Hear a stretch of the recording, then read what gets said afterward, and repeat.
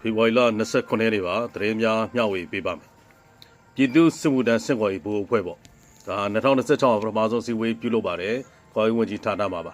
အဲ့တော့ပြည်တော်သုံးဝန်ကြီးဘူဂျိုကြီးမောင်မောင်အေးကညွှန်ကြားသွားတာတွေရှိပါတယ်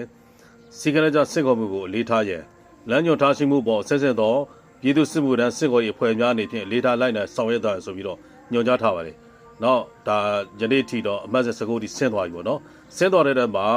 ပြည်သူ့စစ်မှုထမ်းလေးတွေကနေပယ်နေရာအနှံ့မှာတောင်ထားဆောင်နေတာတောင်ထားဆောင်နေတဲ့သူတွေတရားနေပြီးတော့သူရဲ့ကောင်းမတန်းဝယ်တစ်စိတ်တွေသူရဲ့ကောင်းမတန်းဝယ်လက်မှတ်တွေနောက်အထက်အရာရှိကြီးတွေရဲ့ကြီးကျူးဂုဏ်ပြုလက်မှတ်တွေရရှိသွားတဲ့သူယနေ့ဒီ84ဦးရှိသွားပါပြီအဲ့တော့နောက်ထပ်ပြီးတော့ညွှန်ကြားသွားတာကပြည်သူနဲ့တိုက်ရိုက်ထိတွေ့တဲ့ရက်ကွက်ကျွော်အုပ်ချုပ်ရေးအဖွဲ့တွေမြို့နယ်အဖွဲ့တွေအနေနဲ့လူမှုဆက်ဆံရေးကောင်းမွန်စေရေးငွေကြေးဆိုင်ရာမသမာမှုများမရှိစေရေးတတ်မှတ်လှုပ်ထုတ်လုပ်နေမဲ့အညီဆောင်ရွက်မှုရှိစေရေးကိုတဲ့တောင်ရှိသူစင်စစ်ကစစ်စစ်ကြပ်မပေးရလူကချောင်းလဲမှာကြားတော့ပါတယ်။နောက်ဥပဒေနေဥပဒေလှုပ်ထုတ်လုပ်နေများနဲ့အညီစ조사ဆောင်ရွက်နေသူမြို့နယ်ရက်ကွက်ကျေးရွာအုပ်ချုပ်ရေးမှုတွေကိုမမှန်သတင်းများဖြင့်၎င်း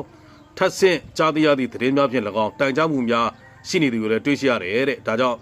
ဒီမှန်ကန်မှုမရှိဘဲလုံခြံဝါဒဖြန့်ခြင်းမမှန်မကန်တိုင်ကြားမှုတွေရှိရင်တော့တိကျစွာဖော်ထုတ်ပြီးတော့ရေးယူသွားပါတဲ့။နောက်တစ်ခုက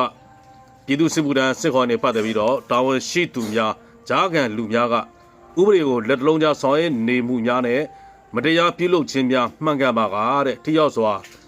ဒါအရေးယူသွားနိုင်ရေးကြက်မှတ်ဆောင်ရွက်တာဆိုပြောကြားသွားပါတယ်။နောက်ပြည်သူလူထုကြားမှာလည်းအသိပညာပေးမှုတွေကြံကြံပြန့်ပြန့်လုပ်ပါတဲ့။နောက်စစ်မှုထမ်းကာလပြည့်ပြီးသွားတဲ့သူတွေခုဆိုရင်ဒါတာဝန်ကျေသွားတယ်ခေါ်တာပေါ့သူတို့ဆိုရင်အစိုးရမှုထမ်းနောက်ပြည်ပအလုပ်ကိုင်တွေကုမ္ပဏီတွေပုဂ္ဂလိကတွေမှာဒါတောင်ထမ်းဆောင်ဖို့အလုပ်ဆက်ပြီးတော့လုပ်ကိုင်ဖို့ဆိုလဲဆက်ပြီးတော့ဘိုးဌာနကျောင်းနေပြီးတော့တင်းနဲ့နေပြီးတော့ဆောင်းနေတာရှိပါတယ်နော်နောက်သတင်းတစ်ခုကတော့ KNPP KNDF အဖွဲ့တွေကတော့ဖေဖော်ဝါရီလ25ရက်နေ့မနေ့7:00နာရီလောက်ကဒါဖားဆောင်တရာတန်လွင်မြစ်ပေါ်ဖြတ်တိဆောက်တဲ့တရားကိုဒုတိယကြိမ်မိုင်းတော့ဖောက်ခွဲသွားပါတယ်ဖေဖော်ဝါရီလ18ရက်နေ့ကဖားဆောင်တရာကိုပထမကြိမ်ဖောက်ခွဲခဲ့သေးတယ်နောက်ဖေဖော်ဝါရီလ20ရက်နေ့ကလည်းပုံချောင်းတရာကိုဖောက်ခွဲပါသေးတယ်